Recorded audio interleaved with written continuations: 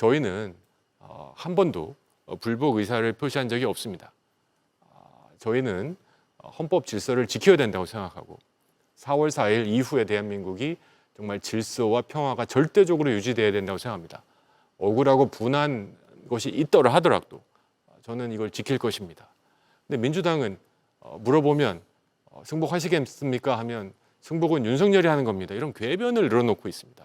저는 이 정치 지도자들의 이런 워딩들이, 이 발언들이 그쪽 진영 분들의 생각에 스며들었다고 생각하는데 이처럼 위험한 정치적 행위는 없다고 생각합니다.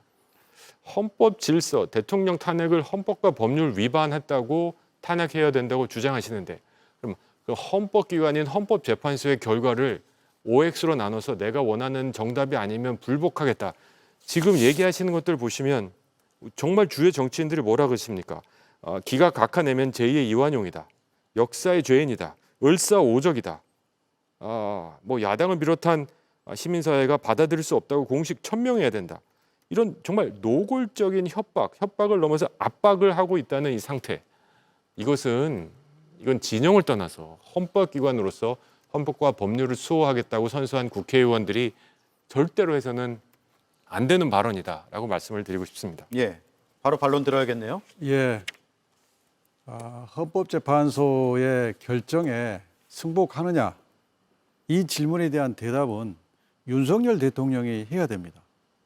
지금 위헌 위법 비상계엄의 가해자는 윤석열 대통령이고 피해자는 국민과 국회입니다. 모든 사건에서 가해자에게 묻습니다.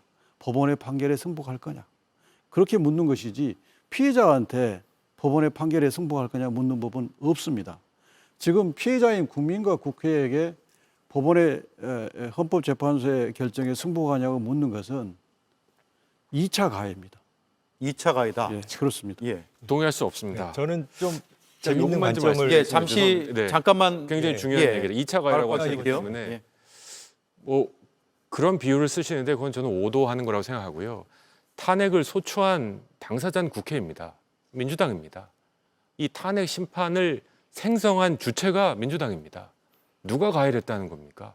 탄핵 심판을 있게 한 주체가 민주당입니다. 소추인이 국회입니다.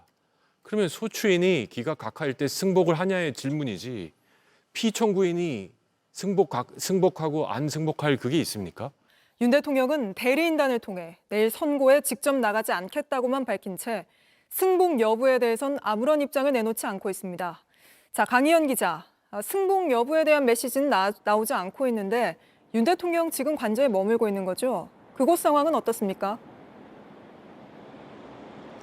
네, 그렇습니다. 제 뒤로 한 100m쯤 더 가면 이 한남동 대통령 관저가 있습니다. 지난 3월 8일 석방 이후에 이곳에 계속 머물고 있는 윤 대통령은 오늘도 별다른 입장 없이 침묵을 유지하고 있습니다. 이 관저 결국에 결과에 대해서 승복하겠다는 입장은 이 선고 전날인 오늘까지도 나오지 않은 겁니다. 이 관저 앞엔 낮부터 윤 대통령 지지자들 수십 명이 모여서 탄핵 기각을 연호하고 있는데요. 경찰 버스로 차벽을 설치해서 주변을 통제한 상태입니다. 대통령 경호처는 오늘부터 이 비상 상황을 대비해서 경호 상황을 좀 더 강화했다 이렇게 설명을 했습니다.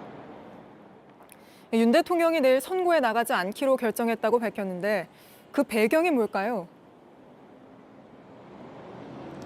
네, 우선 윤 대통령이 탄핵 심판 변론에 8번이나 참석을 했던 만큼 이렇게 적극적으로 입장을 밝혀왔던 만큼 내일 이 선고에도 출석을 하지 않겠냐 이런 예측들이 많았는데요.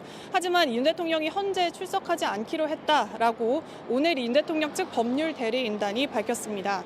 이 혼잡이 우려되는 상황에서 이 질서 유지와 또 대통령 경호 문제를 종합적으로 고려했다 이렇게 설명을 했는데요. 따라서 윤 대통령은 내일 관저에서 김건희 여사와 또 변호인단 또 대통령실 참모들과 함께 이 선고 결과를 지켜볼 걸로 보입니다. 대통령실도 내일 결과에 촉각을 곤두세우고 있을 텐데 선고에 어떻게 대비하고 있는지 취재된 게 있습니까? 네, 대통령실은 이 헌재의 결과를 차분하게 기다리겠다 이런 입장을 밝히고 있습니다. 표면적으로는 평소와 다름없는 모습입니다. 정진석 대통령 비서실장은 오늘 이 수석 비서관 회의를 연쇄적으로 또 열고 미국이 발표한 상호 관세 부과 등을 논의한 걸로 전해집니다. 하지만 헌재에서 흘러나오는 이런 어떤 정보가 있는지 묻거나 이 상황을 지켜볼 수밖에 없다면서 말을 아끼는 등 이 선고를 하루 앞두고 확연히 긴장된 분위기도 읽혔습니다. 이 내부적으로는 이 탄핵 기각이 되어서 윤 대통령 직무 복귀도 예상하는 분위기도 있는데요. 이를 위해서 대비하고 있는 걸로 알려집니다. 한 대통령실 관계자는 이 통합 메시지와 또 국정 방향을 설명하는 대국민 담화를 준비하고 있는 걸로 안다 이렇게 밝혔습니다.